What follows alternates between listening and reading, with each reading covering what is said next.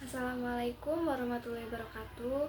Halo, nama saya Retna Wanatu Nafisya dengan NPM 2021 01 500 750. Saya adalah mahasiswi jurusan bimbingan dan konseling di Universitas Indraprasta PGRI. Di sini saya akan menyampaikan hasil observasi saya mengenai kajian konseling populasi khusus, tepatnya yaitu kajian anak berkebutuhan khusus dengan gangguan boarding link personality disorder atau yang sering dikenal dengan BPD. Sebelumnya yang terhormat kepada Ibu Anggi Epitarini MPD selaku dosen pengampu mata kuliah konseling populasi khusus. Nah, di sini pertama-tama saya akan menjelaskan tentang pengertian BPD atau boarding link personality disorder. Boarding link personality disorder adalah gangguan mental yang membuat penderitanya sulit mengendalikan emosi, cemas berlebihan, dan mood yang tidak stabil. Penderita BPD juga cenderung mudah marah karena merasa diabaikan. Berikutnya yaitu data klien anak berkebutuhan khusus. Nama konseling Alfian Syanurdan, tempat tanggal lahir Jakarta 16 Juli 2010, yang berusia 14 tahun, bergolongan darah O, agama Islam, anak kedua, cita-cita yaitu menjadi seorang polisi, status dalam keluarga yaitu anak kandung, alamat yaitu tinggal di Jakarta Timur, hobinya main game dan kaligrafi, pekerjaan orang tua yaitu wirausaha.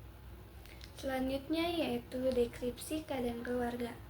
AN adalah anak kedua dari dua bersaudara yang berasal dari keluarga yang berasal dari Jawa Timur.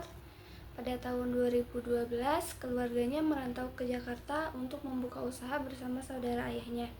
Pada tahun 2020, orang tua AN bercerai karena permasalahan sikap yang tidak dapat diterima oleh salah satu pihak dan kesalahpahaman yang tidak bisa dijelaskan. Ayah AN sebelumnya seorang wirausaha yang memiliki toko sembako, sementara ibu AN adalah ibu rumah tangga yang membantu mengelola toko tersebut. AN memiliki seorang kakak perempuan yang sedang kuliah di Jakarta. Setelah bercerai, AN tinggal bersama ayahnya, kakaknya, dan neneknya. Namun dia tetap menjalin hubungan baik dengan kedua orang tuanya yang masih saling mengawasi kondisi AN.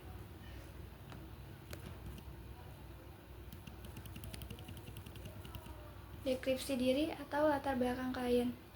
Dari hasil observasi dan wawancara pada guru-guru yang ada di sekolah dan keluarga, bahkan teman-teman sekelas AN mempunyai kelainan, yaitu AN susah dalam mengontrol emosinya, sering marah-marah, dan bahkan sering mengamuk. Setelah mewawancarai kedua orang tua AN pernah didiagnosis terkena boarding link personality disorder atau yang sering dikenal yaitu BPD. Dapat dilihat dari kesehariannya di rumah dan di sekolah, AN selalu mengamuk, marah-marah sendiri, dan bahkan sering bertengkar dengan temannya ketika temannya ingin mencoba berinteraksi dengan dirinya. AN juga selalu menyalahkan temannya yang membuat teman-temannya menjauhinya. AN menunjukkan tanda-tanda BPD sejak dirinya masuk umur 4 tahun. Dirinya sering menangis histeris dan marah-marah tanpa sebab. Kedua orang tuanya masih bingung penyebab AN seperti itu, namun AN sekarang sering dibawa untuk berobat dan rutin meminum obat-obatan. Prognosis dan diagnosis klien. Prognosis. Klien mengalami emosi tidak stabil. Yang kedua, klien mengalami kondisi fisik atau pernapasan terganggu. Yang ketiga yaitu klien mengalami kurangnya dukungan sosial. Diagnosis. Yang pertama yaitu klien mengalami emosi yang tidak stabil. Sekarang emosi yang memuncak, yang akan datang yaitu akan timbulnya penyakit hipertensi. Klien mengalami kondisi terganggu, yang sekarang yaitu jarang kambuh, yang akan datang bisa menjadi penyakit serius. Yang ketiga yaitu klien kurang mendapat dukungan sosial, yang sekarang klien merasa terisolasi dan kesulitan menjalin hubungan yang sehat dengan orang lain, kemungkinan yang akan datang yaitu klien merasa kesepian dan terasingkan. Kelemahan yang dimiliki oleh klien: AN kesulitan bergaul dengan teman-temannya karena tidak bisa mengontrol emosinya yang membuat teman-temannya takut dan menjauhinya. Yang kedua yaitu AN sering tidak fokus saat belajar, lebih tertarik pada hal-hal lain seperti bermain dan menggunakan ponsel di sekolah. Yang ketiga yaitu AN pelupa, sering kehilangan barang dan mengandalkan orang lain untuk mencarikannya. Ketika barangnya hilang, AN marah dan menangis karena kesulitan mengontrol emosinya. Yang keempat yaitu AN kurang sabar, sering ingin didulukan dan marah jika tidak mendapatkan apa yang diinginkan, baik itu saat mengantri atau meminta sesuatu kepada orang tuanya. Yang terakhir yaitu AN kecanduan games online yang membuatnya malas belajar dan sering bergadang hanya untuk bermain. Yang dimiliki oleh klien: AN merasa sangat mahir dalam bermain game online seperti Mobile Legends atau ML karena sering berlatih dan bermain game tersebut. Yang kedua yaitu AN pintar dalam membuat kaligrafi berkat kedekatannya dengan saudaranya yang ahli dalam kaligrafi. AN sering mengikuti saudaranya dan kini senang melakukannya bersama. Yang ketiga yaitu AN memiliki sifat berani mencoba hal-hal baru dan selalu penasaran terhadap apa yang sedang dikerjakan orang lain sehingga ia ingin mencoba berbagai aktivitas baru. Hambatan atau ancaman yang dihadapi oleh klien yaitu ada 4. Yang pertama, kesulitan sosial. AN sering berkonflik dengan teman-temannya menyebabkan kehilangan teman dan perasaan kesepian serta terasingkan. Yang kedua yaitu gangguan psikologis. AN mengalami kecemasan, stres, dan perubahan suasana hati yang cepat yang memperburuk kesejahteraan mentalnya. Yang ketiga yaitu perubahan harga diri. Perasaan terisolasi dan ditolak mengurangi kepercayaan diri AN membuatnya merasa tidak cukup baik.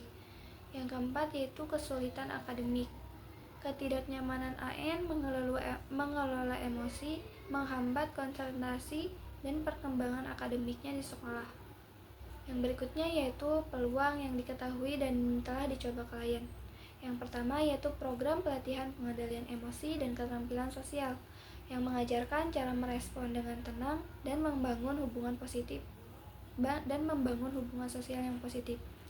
Yang kedua yaitu kegiatan terapi atau konseling psikologis atau mungkin konseling individual, memberikan dukungan profesional untuk mengatasi masalah emosional dan psikologis AN dan membantu AN mengidentifikasi pemicu emosi dan menghadapinya dengan cara sehat. Yang ketiga yaitu mengikuti kegiatan ekstrakurikuler atau olahraga, kegiatan mengatur emosi secara positif dan memberi kesempatan berinteraksi dengan teman dalam suasana santai.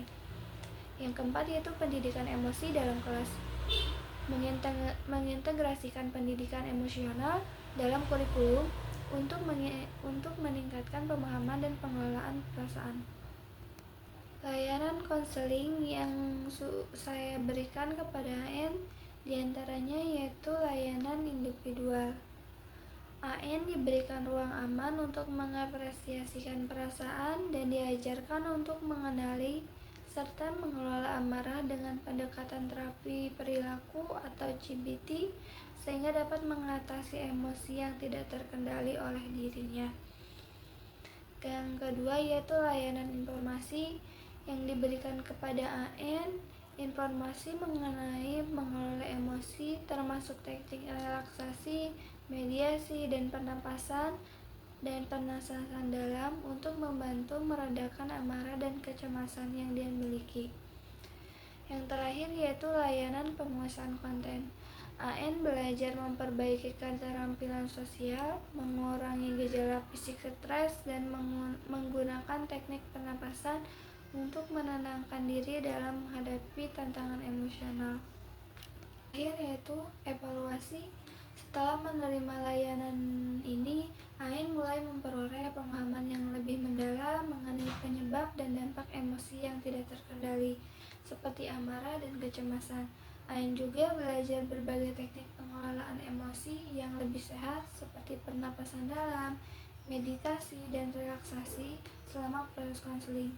Ain mulai menunjukkan perubahan positif seperti kemampuan untuk lebih mengontrol emosinya, memahami diri sendiri dan orang lain, serta menyadari bagaimana perasaan-perasaan tersebut mempengaruhi orang lain di sekitarnya. Setelah menerima layanan konseling juga, Ain merasa lebih siap menghadapi tantangan emosional di masa depan dengan keterampilan yang lebih baik dalam mengelola stres dan merespons situasi yang memicu amarah atau kecemasannya. Perubahan ini memberi rasa percaya diri yang lebih besar dalam menghadapi kehidupan sehari-hari dengan lebih stabil. Terima kasih.